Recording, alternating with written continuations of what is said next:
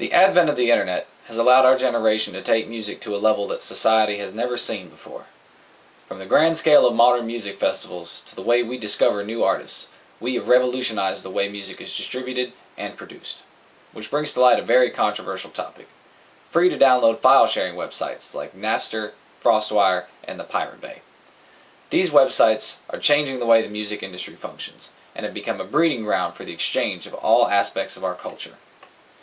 File sharing has enhanced the music industry by allowing those who cannot grasp the attention of a mainstream record label to easily produce and distribute their music and have it heard by thousands.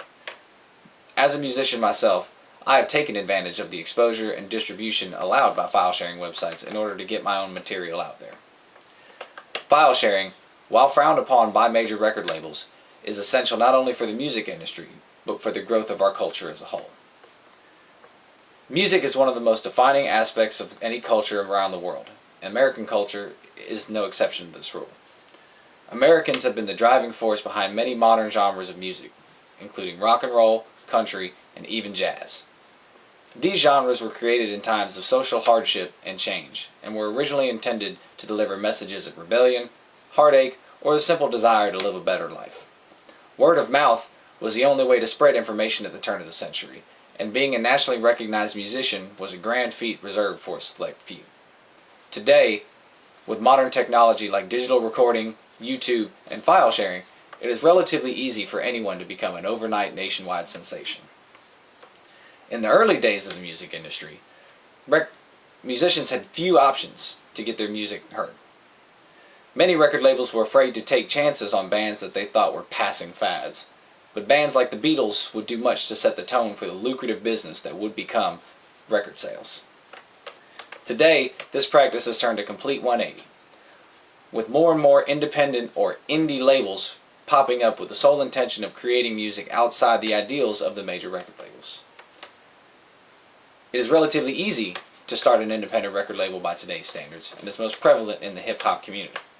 And what this does is create an influx of material into the market, which causes reason to stand out in a crowd of thousands in order to attract the attention of millions of potential fans. Modern file sharing stems from RAR, a data compression service created in 1993 by Eugene Rochelle. RAR allowed for fast and easy transfer of data with less chance of corruption by viruses.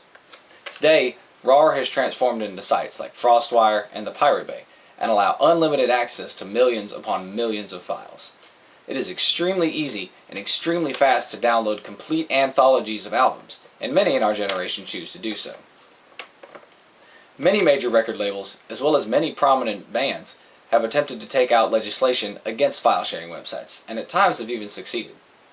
The famous court case against one of the original file sharing websites, Napster, was well publicized in a time when the process was relatively new to the general public.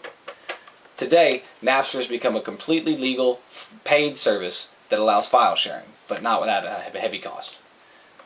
Today, websites like Pandora and Spotify allow free streaming of music without being hunted down by the major record labels. And you may be asking yourself, what is the difference? Copyright laws protect any file, be it music, movies, or picture, from being distributed without pay.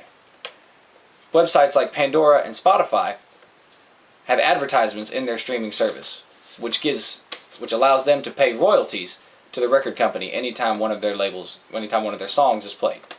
When a record company gets paid, they are happy. The internet is still a relatively new outlet for a cultural exchange, and this makes it very hard to control and regulate, which brings up an entirely different topic in itself. Many people would argue that downloading music for free is more damaging to the artist than it is to the record label, which is simply not true. Radio play and album sales largely benefit the record companies, who actually own the copyrights to the material and must pay for the production, distribution, and promotion of said albums. Musicians make most of their money off of merchandise and ticket sales to their own concerts. Concerts are a very lucrative business, and it is relatively easy for those who are backed by a major record label to promote their own concerts. For artists going the indie route, this becomes a much more daunting task, which is where file sharing gives them a lending hand. File sharing is an invaluable asset for indie artists because it allows them to get their material out there free of charge to millions of people. And so the question remains, should we use file sharing websites and other methods to download music for free on the internet? And my answer would be a simple and resounding yes. The internet and file sharing are simply the newest outlet for cultural exchange across the world. It is easy for us to immerse ourselves in cultures at the click of a button that are on the other side of the world. And music, outside of food, is arguably the best way to immerse yourself in these cultures that are completely foreign to us. Before the days of the music industry, music was a way to entertain those you loved, as well as serving many other cultural aspects. Legendary reggae singer Bob Marley once said, "One thing about music, when it hits you, you feel no pain."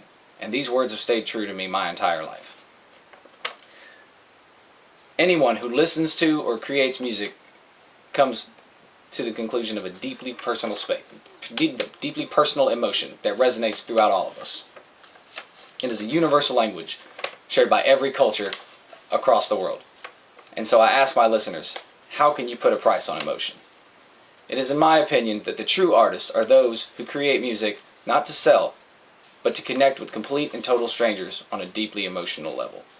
The internet and file sharing are the latest evolution in music distribution, and they are here to stay. So the last thing I say to my listeners is, embrace the emotion.